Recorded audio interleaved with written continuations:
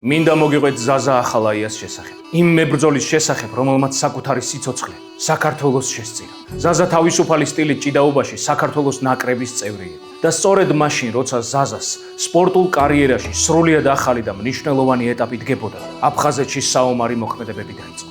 მას ბევრი არ უფიქრია. ზაზა სულ რაღაც 20 წლის იყო, როდესაც იარაღი ხელში აიღო და სამშობლოს ტერიტორიული ერთიანობისთვის გამართულ ომში ჩაება.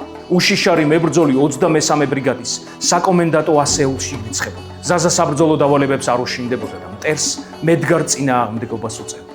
1992 წლის 3 დეკემბერს ოჩამჩირის რაიონის სოფელ ათარასთან რუსების მიერ მხარდაჭერილმა აფსუა სეპარატისტებმა ერთ-ერთი ვერაგული იერიში წამოიწყეს. 20 წლის ზაზა პოზიციებს არ თმობდა. იბრძოდა გულანთებული. ტრის ტყვიამ კი სწორედ ამ შეტაკებისას გააჩერა მისი პატრიოტიკული დიდება საქართველოს, დიდება გმირებს.